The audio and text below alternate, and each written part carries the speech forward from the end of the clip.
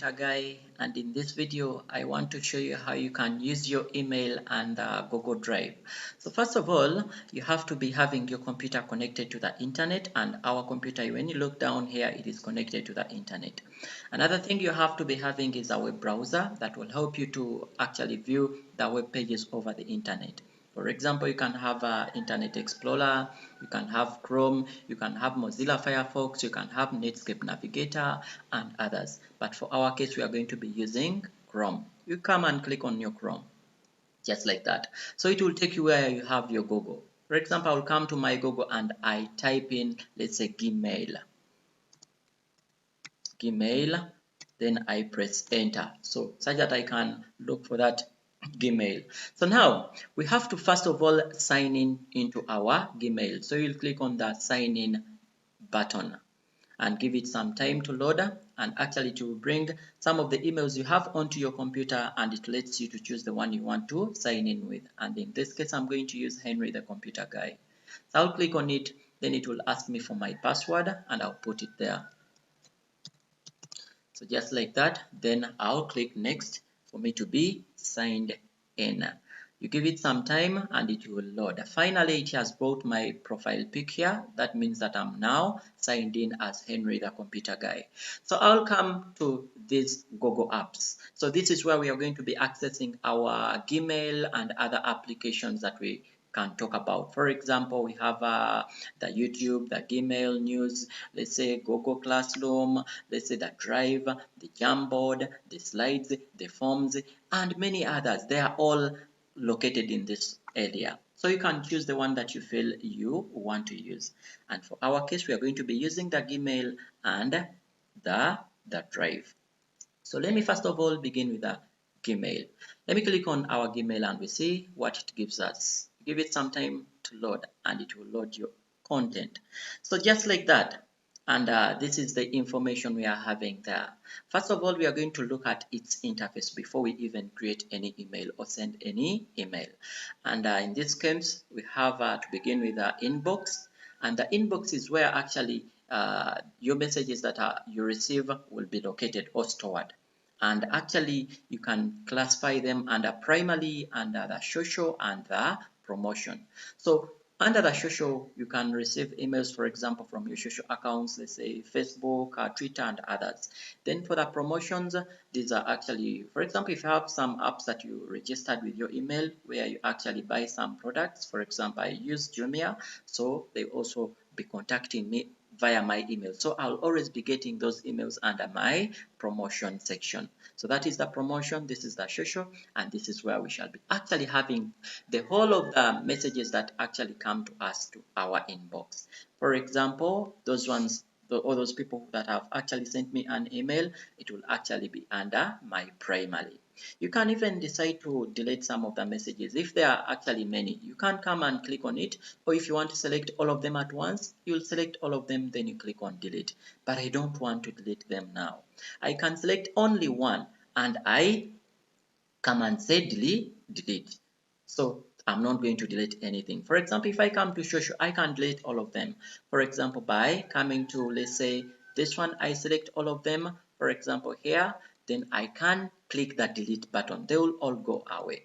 Even for the promotions, I can come and select all of them, then I can come and say delete. So they will all go away from my phone. So now, when we come down there, we have other options where we have the start and the snooze. So specifically, if a message has been starred, or if you put a star on it, that means that you mark them as important. And this will help you to remember to look at them later. So if I will come and put a star on an email, I will be marking that email as important. For example, I can mark this one as a start. I can mark this one as start. I can mark this one as start. And when I come to my starred emails, they will always appear in the section of the starred. So I mark them as important. Let's come down to the snooze.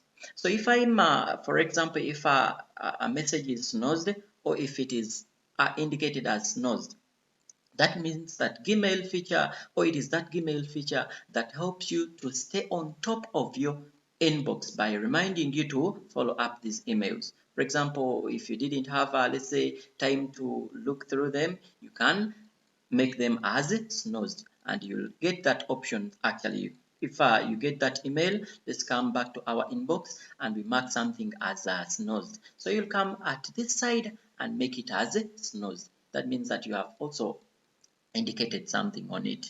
Are we together? So that is the difference between the starred and the snoozed. Then you can make those emails as important, as we said, that when you make it as a starred, it will be marked as important. So you can always have those emails important in your inbox. Are we together? Let's come back to our inbox. Okay, let's come back to our inbox. We can as well talk about the emails that are sent. When you send an email to someone, it is stored in your sent folder. That means that whenever you want to look at it sometime, you can as well look at it. Then we come to our option of the what? Of the draft. If at all I was sending an email and it was not sent, it can be stored into my drafts. So we can as well also have some of the categories as we have looked at them there. Under the categories, you can have the social, we can have those messages for updates only, we can have those messages for the other forums that I'm connected to, we can have those messages that are for promotions as we saw them earlier. So specifically, those are some of the items we can talk about here. And it shows you here that I'm actually logged in as Henry, the computer guy. So specifically, that is it. Let's come back to our inbox. So now, if at all I wanted to, let's say, write a message to someone or send an email to someone, I'll just come here onto my option for the compose. I'll click on it, and you have to be knowing the person's email that you're going to be sending that email. So I'll come and type here. For example, I'm sending Henry. So I can say Henry Sechito. Let's say this is Hotmail, and it will actually indicate that email for me. And in another case, we see some options here where we have the CC and the BCC. So CC stands for carbon copy. And that means that if I indicate an email as CC, all the other recipients will know that this person has got an email that I've got also. But if I click on the BCC, it is the blind carbon copy. It will not let you know that the other person also received that email. Specifically, that is what they mean. So if I come and click on CC and I add another message here, let's say Isa, I put Isa. So Isa will be able to know that Henry, let's say the Hotmail got the message. And another one I can say Ivan. That person is also going to know that all these people are receiving this email. But if I try to choose the BCC, that is the blind carbon copy, this one will not be able to know that all the other recipients have what? Actually got the email. So it will actually hide it. They will not be notified that the other people have actually got the email. I can put another email here. Let's say I can say, let me pick, I can say Nachirunda Regina. So they will not be able to know. So this is marked as carbon copy and this is marked as blind carbon copy. So I'll come and put a subject. What is the message all about? Let's say I can call this one a family meeting. Family meeting. So I can come down here and start writing in my message box. Let's say, hello, it's a Henry, the computer guy, informing you. This is the computer guy informing you about the family meeting. That is it. So you can as well come and choose the spellings and correct them. That is it. I've written that one. So now down here I can change the way the message appears, but that one is obvious. You can go through. Now down here I can also format my options like similar to those ones. If I wanted to attach, let's say something, let's say a small video or let's say a file, I can come to my attachment and it will allow me to attach either a video or an image to my what? To my email. But now I don't want to attach anything. Then if you had a link you want to give those people, you can as well come and say insert the what? The link. If you wanted to insert some emojis, you can as well come and insert emojis into that message that you have. For example, I want to insert this there. So you can as well put it there as that.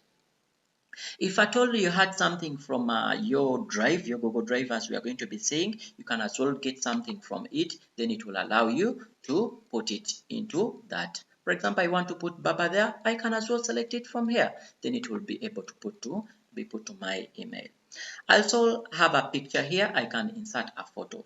I can come and say I can turn the message as confident of confidential by putting some of the items here. That means that recipients won't have the option to forward, copy, print, or download this email. So it is confidential. You can try to put it there if you want. Then you can as well put a signature onto your email.